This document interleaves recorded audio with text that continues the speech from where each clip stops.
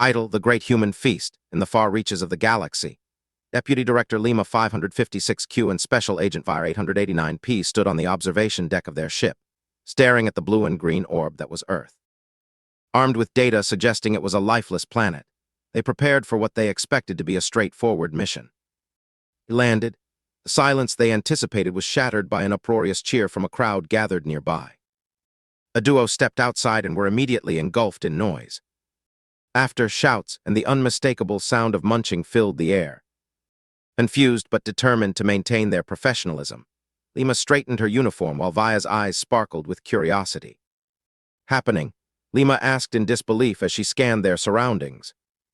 To the great human feast, boomed contest host Jerry, a charismatic human who seemed perfectly at home amidst chaos.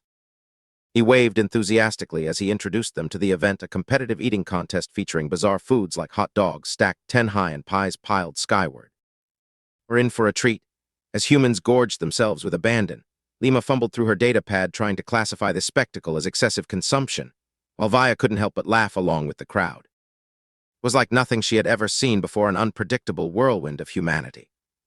Then came Big Mike, champion eater extraordinaire, the reigning record holder known for his prodigious capacity to consume vast amounts of food in record time.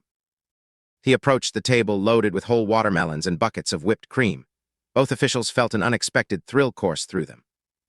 Emo watched in horror as Big Mike began his record-breaking attempt. Food disappeared into his mouth faster than she could comprehend. Just when it seemed he might achieve glory or face doom, he suffered a near heart attack. Gasps echoed through the crowd before laughter erupted moments later as he miraculously recovered thanks to quick-thinking spectators administering compressions accompanied by raucous cheers. "This standard behavior," Lima exclaimed, scribbling furiously on her clipboard even as she couldn't look away from the spectacle unfolding before her. Midst all this madness, Vaya took out her communicator to snap selfies with excited fans who held up signs declaring their love for Big Mike. Meanwhile, Lima became buried under an avalanche of paperwork categorizing unhealthy dietary practices observed during their visit, and miscommunications buzzed back home about handling food combat. The absurdity mounted when Vaya found herself swept into the fray. She cheered alongside everyone else after Big Mike resumed eating post-heart attack drama, a testament not just to human resilience but also sheer absurdity. But amid these chaotic scenes emerged something remarkable.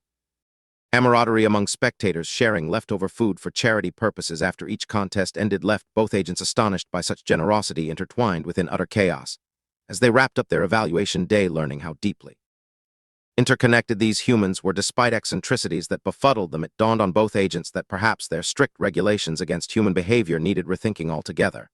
Back aboard their ship, preparing reports back Galactic Federation headquarters, the discussion turned toward potential new policies inspired by Earth's eccentricity, such as mandatory fun days promoting interspecies feasts without bureaucratic interference, with humorous montages showcasing aliens hilariously attempting competitive eating contests themselves, resulting only in comical messes filled screen.